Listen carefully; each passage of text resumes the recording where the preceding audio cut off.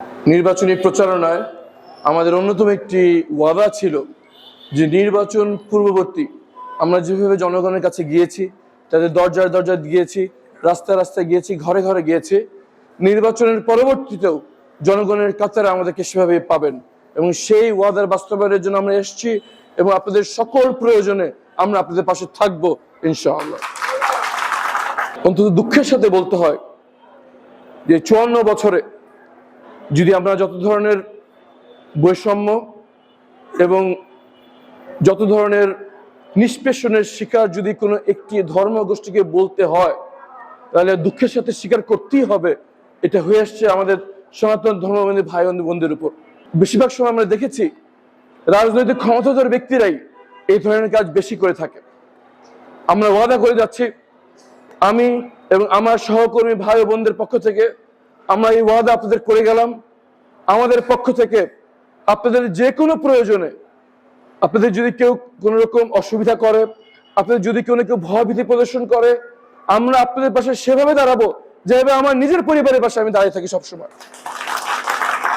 আপনাদের নিরাপত্তা দেওয়া আমাদের সবচাইতে গুরুত্বপূর্ণ দায়িত্ব।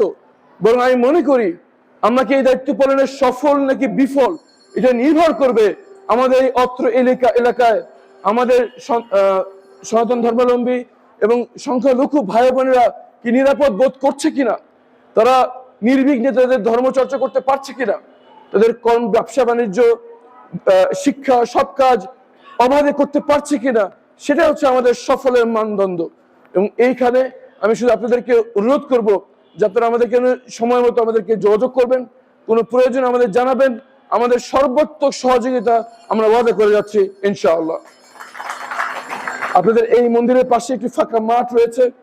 আমরা ইতিমধ্যে জানতে পেরেছি এখানে কিছু অসামাজিক কার্যকলাপ হয়ে থাকে, বিশেষ করে নেশা করার একটি অভিযোগ আমরা শুনেছি। এখানে আমাদের আইন শৃঙ্খলা বাহিনীর প্রতিনিধিরা এখানে আছেন।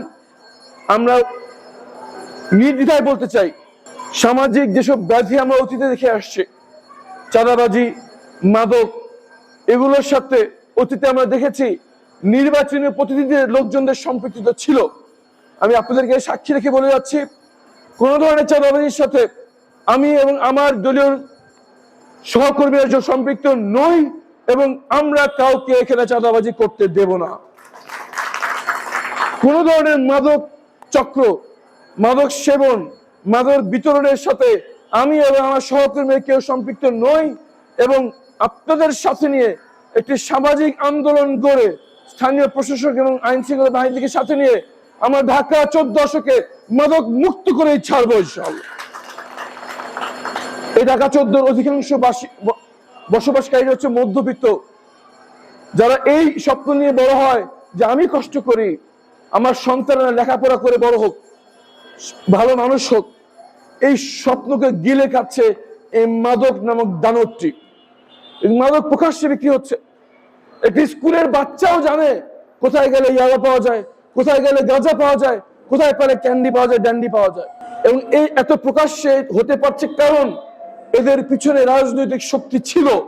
আজকে থেকে ঘোষণা দিচ্ছি, এই ঢাকা 14 আসন অন্তত কোন মাদক চক্র, কোন চাঁদাবাজ, কোন রকম অনৈতিক অসামাজিক কাজের পিছনে কোন রাজনৈতিক সম্পৃক্ত থাকবে না, এটা আমরা নিশ্চিত করব।